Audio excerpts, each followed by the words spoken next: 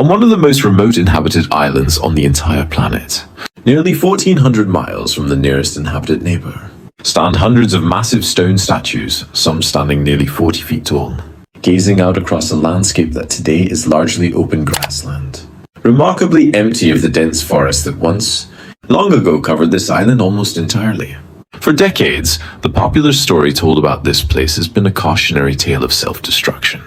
A society so obsessed with building ever more impressive stone monuments that they cut down every last tree on their own island, triggering an environmental catastrophe of their own making, a total societal collapse brought on entirely by their own reckless short-sightedness. It's a genuinely gripping story. It's also, according to a growing and increasingly compelling body of more recent archaeological research, probably substantially wrong, or at the very least, dramatically incomplete. Today we're exploring the real story of Rapa Nui, popularly known as Easter Island, the extraordinary statues its people built, what actually happened to its forests, and why the true story of this island's population decline may have far less to do with self-inflicted environmental catastrophe, and far more to do with European disease and slave raids arriving from thousands of miles away. Let's start with the island itself, and the remarkable civilization that first settled there, because understanding the genuine achievement of the Rapa Nui people is essential before we get into the mystery and the myth surrounding their history. Rapa Nui is a small remote volcanic island located in the southeastern Pacific Ocean, and it holds the distinction of being one of the most isolated permanently inhabited places on Earth. Situated over 2,000 miles from the coast of South America, and well over 1,000 miles from the nearest other inhabited Polynesian islands. Archaeological and genetic evidence indicates that Rapa Nui was first settled by Polynesian voyagers, most likely arriving sometime between roughly 1200 and 1250 CE, though some earlier research proposed dates as far back as 800 CE, a matter that continues to be refined through ongoing archaeological and radiocarbon dating research. Regardless of the precise date, this settlement represents an extraordinary achievement of ancient Polynesian navigation and seafaring. Voyagers crossing vast, genuinely open stretches of the Pacific Ocean in double-hulled canoes, using sophisticated traditional navigational techniques based on careful observation of stars, ocean swells, and wildlife patterns, ultimately finding and successfully settling this tiny, remote speck of volcanic land in the middle of the largest ocean on the planet. Once settled, the Rapa Nui people developed a genuinely sophisticated, distinctive island culture, and their most famous, most instantly recognizable achievement is, of course, the Moai. The massive carved stone statues that have made this remote island globally famous. Researchers have identified and catalogued roughly 900 of these statues across the island, the vast majority carved from volcanic tuff, a relatively soft, workable volcanic stone, quarried primarily from a single specific site on the island called Rano Raraku,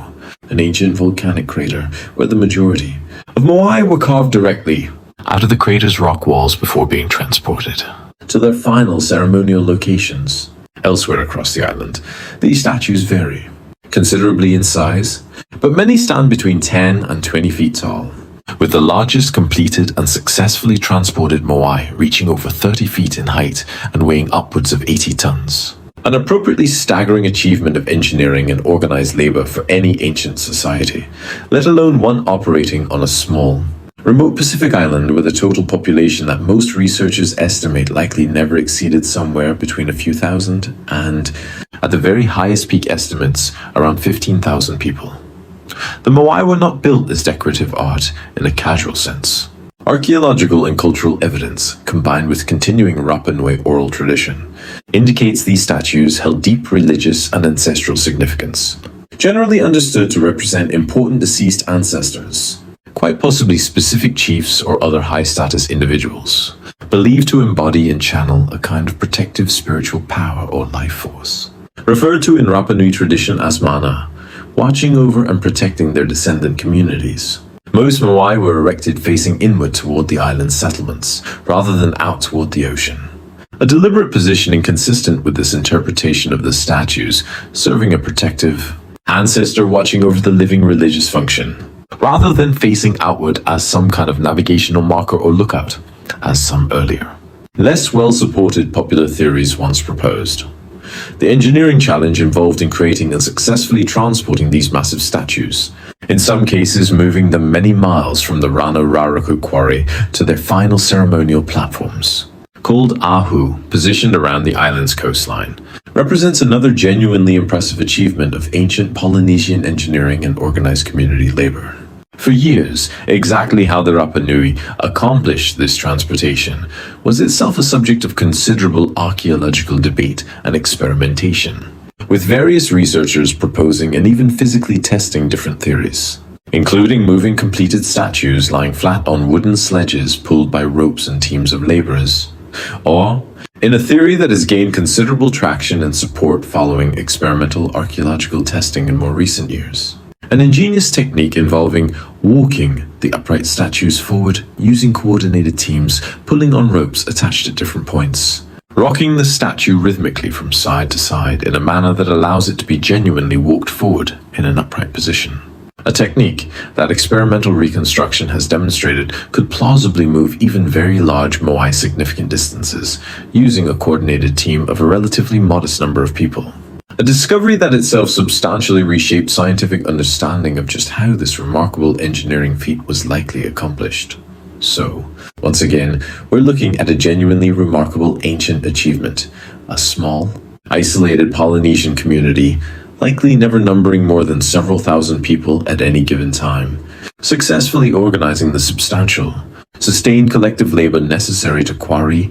carve, transport, and erect hundreds of massive multi-ton stone statues across their island home. A genuine testament to sophisticated social organization, engineering ingenuity, and deeply held cultural and religious conviction. Now let's turn to the popular narrative surrounding Rapa Nui's history, that most people are probably at least somewhat familiar with, because it's become one of the most widely repeated cautionary tales in modern popular writing about ancient civilizations, frequently invoked as a kind of parable about environmental self-destruction.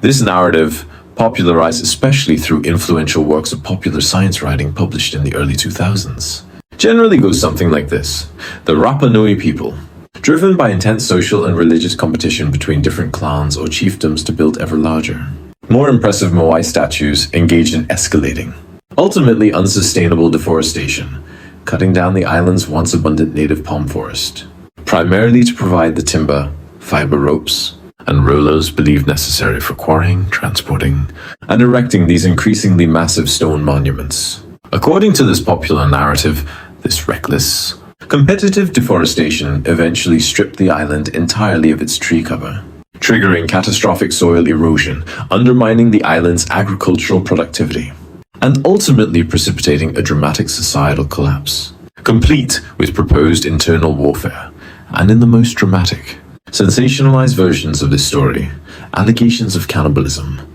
as Rapa Nui society supposedly turned violently against itself once its own reckless environmental self-destruction had triggered a catastrophic, self-inflicted resource crisis.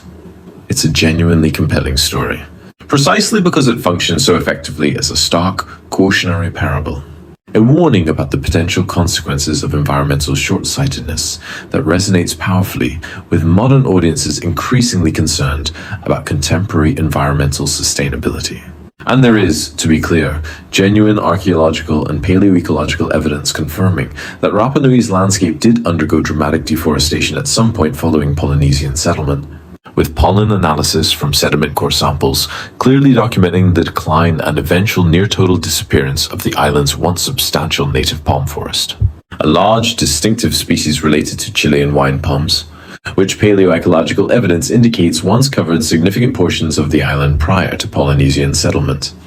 But here's where more recent archaeological research has significantly complicated, and in important ways substantially revised, this popular narrative. Because a growing body of evidence increasingly suggests that this dramatic deforestation may not have been driven primarily, or perhaps even substantially at all, by reckless, competitive statue building activity in the way the popular narrative suggests, and crucially, that this deforestation itself likely did not directly trigger the kind of dramatic, sudden societal collapse and population catastrophe that the popular narrative describes.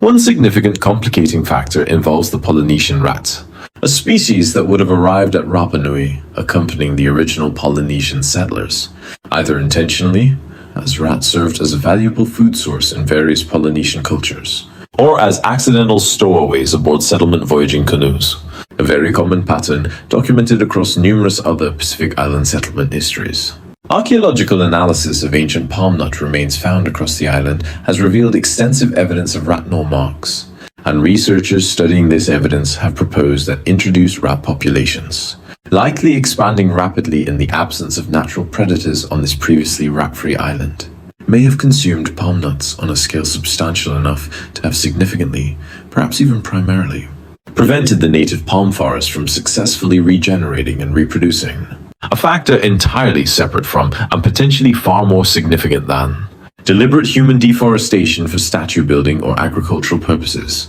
Perhaps even more significant, and increasingly central to how researchers now understand this history, is a substantially revised timeline regarding when Rapa Nui's population actually experienced its most severe, catastrophic decline. A timeline that turns out to differ dramatically from the popular narrative's implication of a pre-European contact, self-inflicted ecological collapse. Careful archaeological and historical research increasingly indicates that Rapa Nui's population likely remained relatively stable, and the island's distinctive Rapa Nui culture, including continued statue construction and associated ceremonial activity, likely continued in a broadly functional, sustained form right up until the point of first sustained European contact, which occurred in 1722, when Dutch explorer Jacob Roggeveen became the first European to encounter the island. An encounter that notably occurred on Easter Sunday, giving the island its subsequent, still commonly used European name. Crucially, European accounts from this initial period of contact, and from subsequent European visits over the following decades, generally describe encountering a functioning, organized Rapa Nui society with a population that later, more careful demographic analysis suggests may have already been somewhat reduced from earlier peak levels. But that was still clearly organized, functioning, and continuing many aspects of their traditional cultural and ceremonial practices. A picture that stands in meaningful contrast to the popular narrative's implication of a society that had already violently, catastrophically collapsed into chaos and internal conflict well before European contact ever occurred. So if the dramatic, catastrophic population collapse commonly associated with the Rapa Nui's history didn't primarily occur before European contact as the popular ecocide narrative suggests, when did it actually happen, and what actually caused it? This is where the historical evidence points toward a genuinely different, and in many ways considerably more troubling, explanation. One centered not on self-inflicted environmental collapse, but on the devastating impact of European disease, and even more directly and disturbingly, organized human slave trading raids, following that initial 1722 European contact, and particularly accelerating through the 18th and especially 19th centuries, as European and later other foreign ships increasingly visited the island. Rapa Nui's population would have been exposed to the same kind of devastating introduced diseases, including smallpox and other infectious illnesses, to which indigenous populations across the Pacific and the Americas had no prior immunity, that caused catastrophic demographic collapse across numerous other indigenous populations following European contact throughout world history. A genuinely devastating pattern occurring not through any failure or recklessness on the part of the affected indigenous populations themselves, but through simple tragic biological vulnerability to unfamiliar introduced pathogens. But disease alone, devastating as it certainly was, doesn't fully explain the full scale and severity of Rapa Nui's population catastrophe, because the island also suffered a genuinely direct, deliberate, and horrifying additional blow: organized slave raids. Beginning particularly in the 1860s, Peruvian slave traders conducted a series of brutal raiding expeditions, specifically targeting Rapa Nui and other Pacific islands, forcibly capturing and transporting a substantial portion of the island's population. By some historical estimates, potentially over 1,000 individuals from a total population that had likely already been considerably reduced from earlier historical peaks, to work under horrific conditions as forced laborers, primarily on guano mining operations and plantations in Peru. The human toll of these slave raids was catastrophic, both directly through the outright kidnapping and forced removal of a substantial portion of Rapa Nui's entire population, and indirectly, as captured individuals were subsequently exposed to further devastating disease outbreaks while held in brutal captivity conditions, with historical accounts indicating that the overwhelming majority of those captured in these raids ultimately died before ever being able to return home, whether from disease, brutal treatment and forced labor conditions, or other causes directly related to their captivity. When international pressure and diplomatic intervention eventually forced Peru to repatriate a small number of surviving captives back to Rapa Nui years later, these returning survivors themselves reportedly carried additional infectious diseases back to the island, triggering further devastating disease outbreaks among the remaining island population who had not been directly captured, compounding this humanitarian catastrophe still further. By the 1870s, following this brutal combination of introduced disease and devastating slave raiding, Rapa Nui's population had collapsed to a genuinely catastrophic low, with some historical estimates suggesting the surviving population may have dropped to as few as around 111 individuals. An almost unimaginable demographic catastrophe representing the near total destruction of what had been, prior to these specific directly documented external assaults, a substantial, functioning, culturally sophisticated island civilization.